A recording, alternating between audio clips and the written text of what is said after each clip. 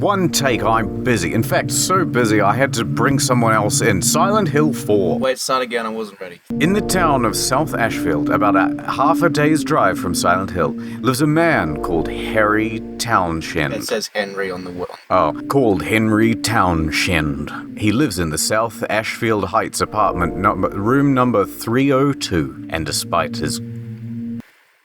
Read it. I don't want to read the commentary bit. And he is very content with his life, despite his haircut. However, he's been having a recurring nightmare. Roll the footage.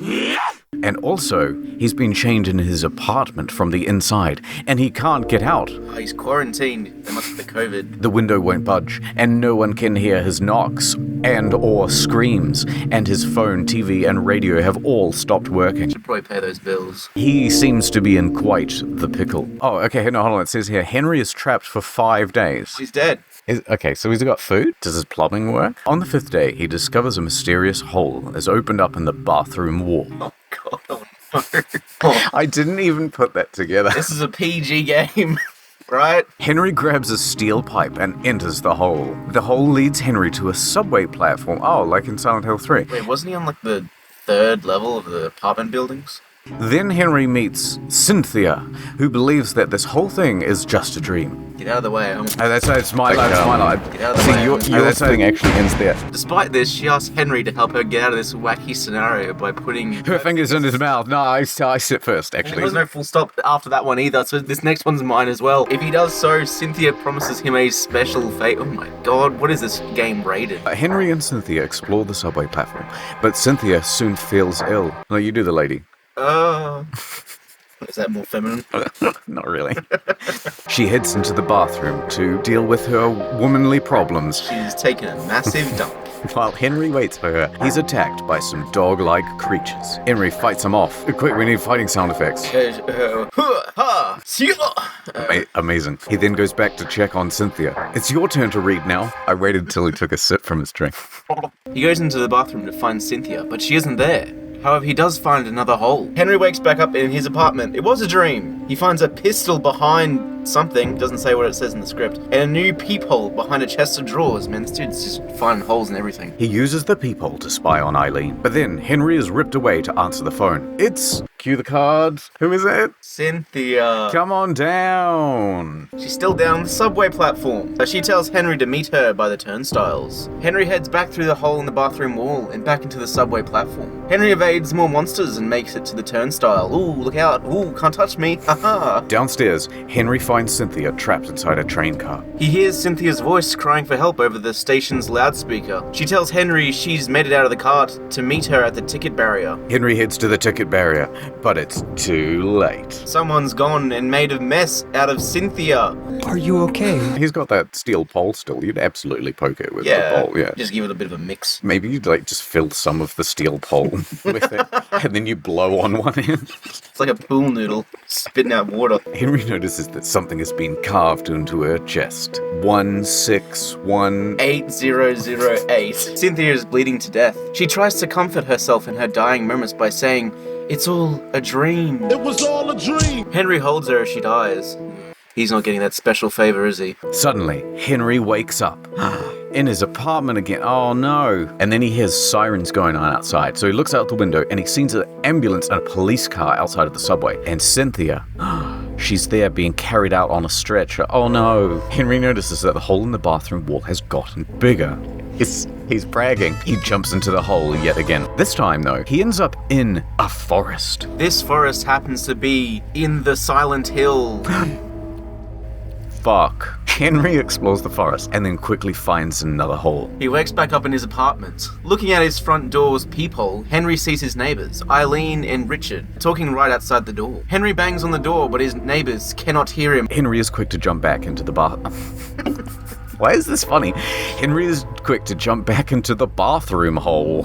Back in the forest, Henry explores some more. Oh, what's this? Oh, a twig. What mysteries? His path crosses with Jasper, a paranormal investigator, who is sitting at the base of a large rock. Jasper tells Henry about the history of the rock. So this rock here, this bad boy, is used for ceremonies to talk with the dead. Apparently a cult has been using it more recently, referring to it as the Mother Stone. I point you in the direction of an abandoned orphanage, which was run by said cult. Henry makes his way to the orphanage, named the Wish House. On his way there, Henry finds a frightened child in the graveyard. Before Henry can ask what the boy is doing there, the kid runs off scared. I have shown up. I am Jasper.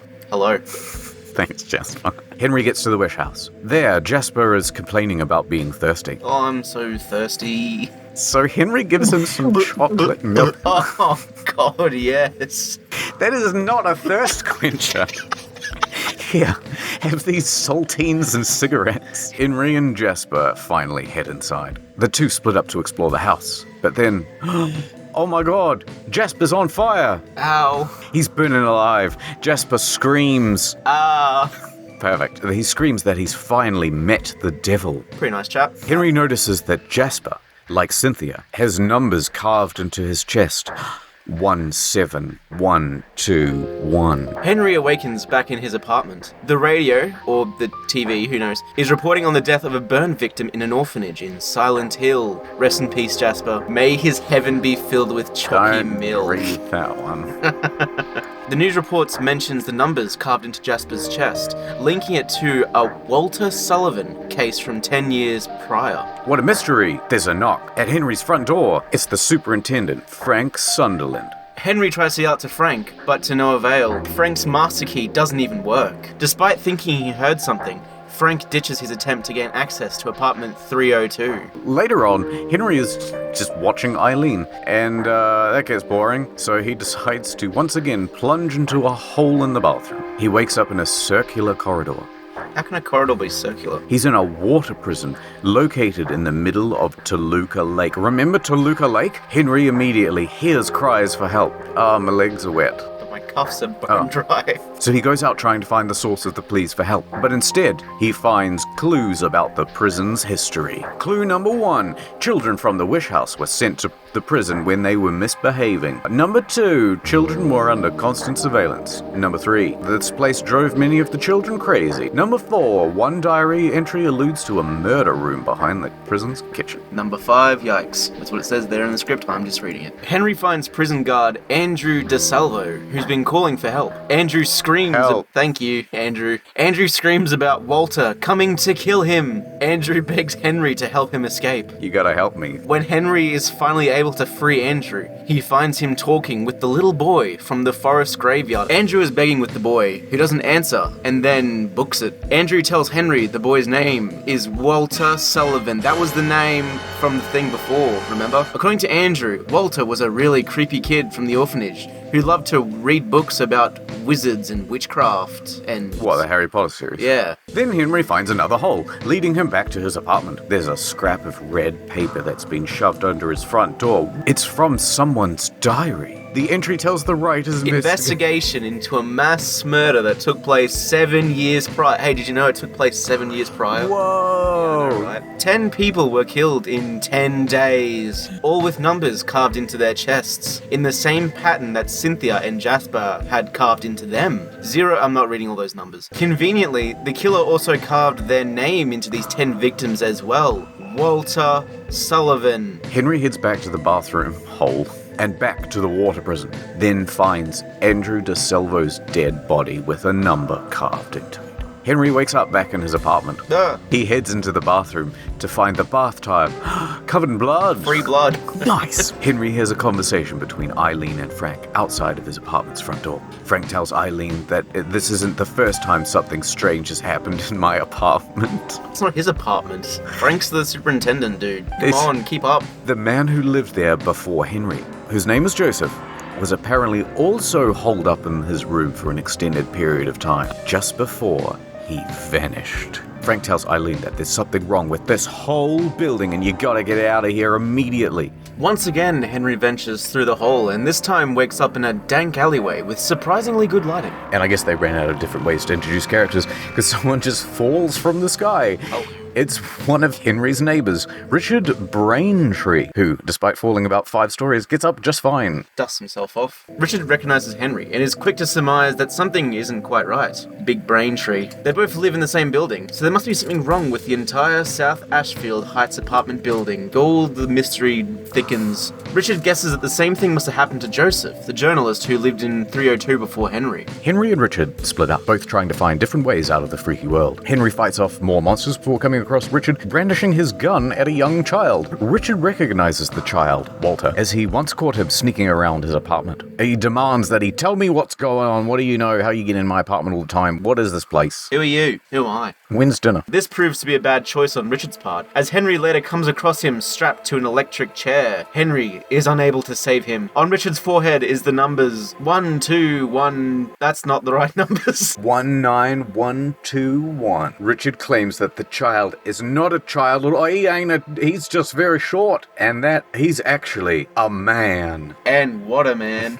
Henry wakes up back in his apartment once again. Looking out the window, he sees a strange man across the street, just pointing to Eileen's apartment, 303. In his lounge room, for whatever reason, Henry can just hear police radios. The police are talking about the death of Richard. Breaker. This is the police. I saw Richard dead. We need to put out an APB for a copycat serial killer on our hand. Henry checks on Eileen through the peephole, looking good. It looks like she's getting ready for a party of some kind. Henry goes to the bathroom. Wow, look at this. The hole is big. He's very confident in himself. Maybe he's just getting smaller. Henry shimmies his way into the hole and then walks up to some kind of darker dimension of his own apartment building. Ooh. Henry sees a long-haired man knocking on Eileen's door before walking away. Goodbye. He goes after this man and finds him sitting on the stairs. Oh, what's wrong, bud? Have a rough day? He's holding a doll, saying it was given to him a long, long time ago. He offers it to Henry. Henry does not accept the toy. No, thank you. I have a doll at home. Henry finds another hole and it leads him back to his real apartment. It's just the system of transport they have in this city. Here he finds another one of Joseph's diary entries slipped under the door. Lucky for us, Joseph is essentially journaling all of the game's exposition. He cracks the code for the numbers carved into the victims. It turns out that the 1 is not actually a 1, but a /, meaning victims were being numbered out of 21. Oh, that's not a bad twist. That's stupid. Walter was planning on killing 21 people, but never finished the job because he was eventually found to have killed himself. It's like the movie 7, except it's 21. It's 3 times the size of the movie 7. Henry takes a look out of his door's peephole to see the same long-haired man staring back at him. Henry swan dives right back through the hole and back into the otherworld dimension of his apartment building. Ooh. Here he comes across a journal entry from Frank Sunderland. Who? He's the superintendent dude.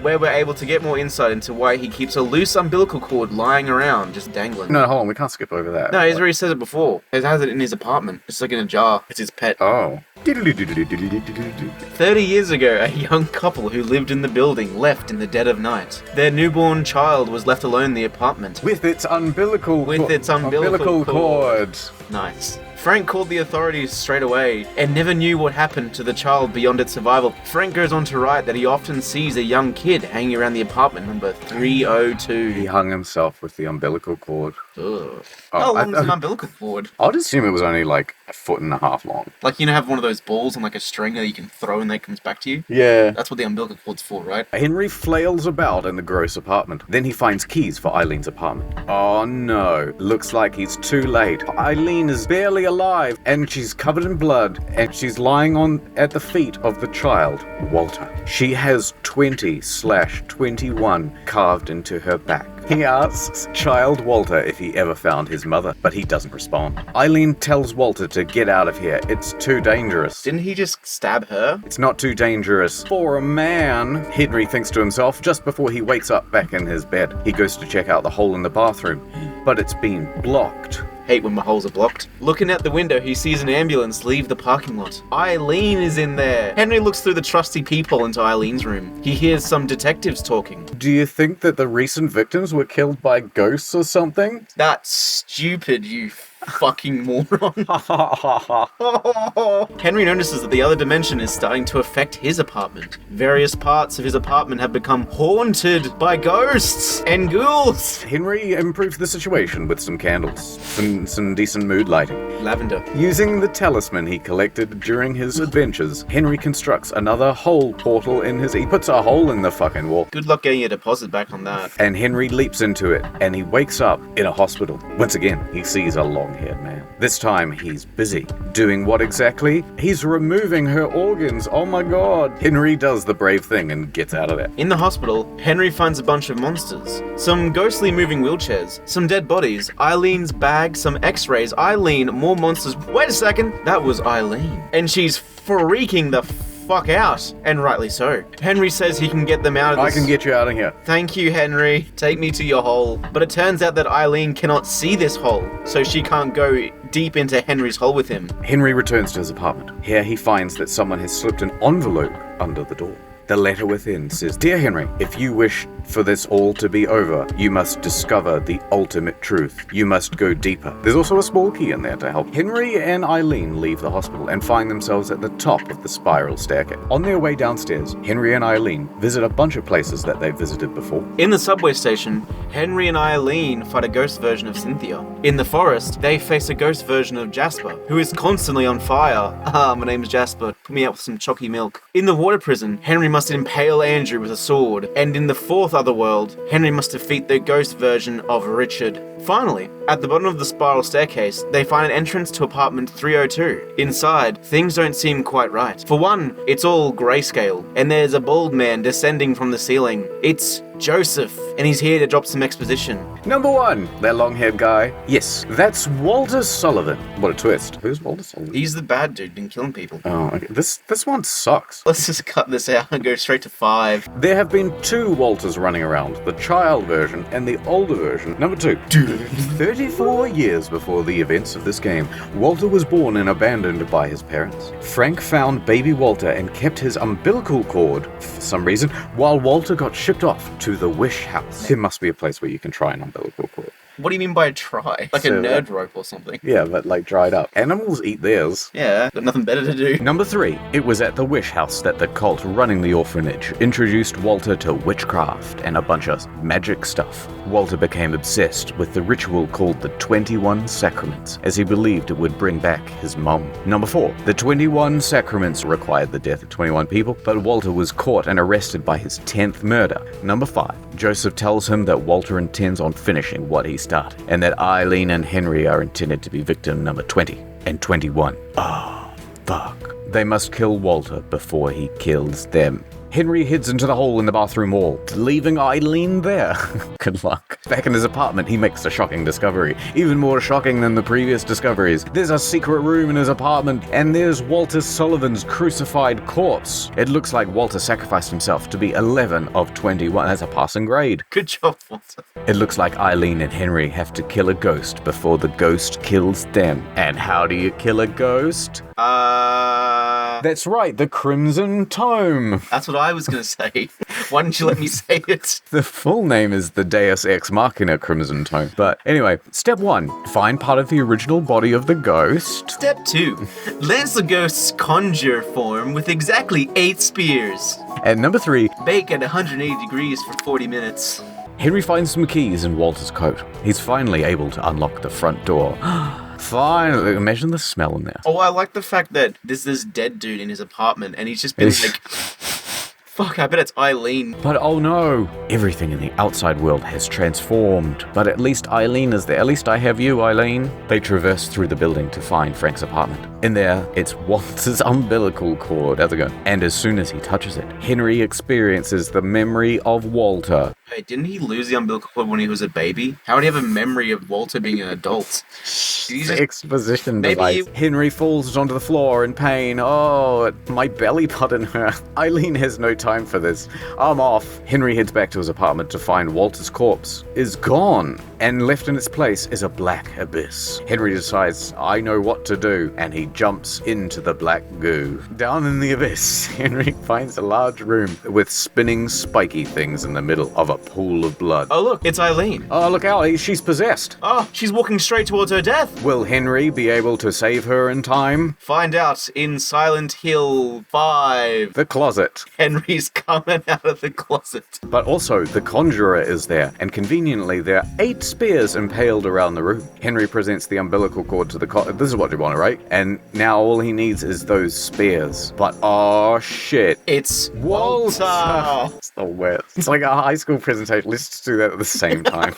Walter makes it hard for Henry to get Hold on, palm cards are in the wrong order. I'll stop, and you can catch up. Walter tries to stop Henry from stabbing all those spears into the conjurer, but Henry succeeds, and Walter loses his immortality, allowing Henry to kill him properly forever. Come here, kid. I'm gonna curb stomp your teeth in. Dying, Walter reaches towards the sky and calls out for his mum. Eileen is freed from her possession. Oh, Henry, I've woken up. And she and Henry escape out of the room as it begins to crumble. We see child Walter knock on room 302's door, calling out to his mother. He falls to his knees before fading away. That's very sad. Yeah. The next day, Henry visits Eileen in the hospital. It's a normal hospital this time. He gives Eileen a bouquet. I've been watching you, and I like you a lot, Eileen. Hey, Henry, why you got this hole looking directly into my apartment? It's for safety, security. The two smile at each other, and it looks like Henry might get a special favor after all.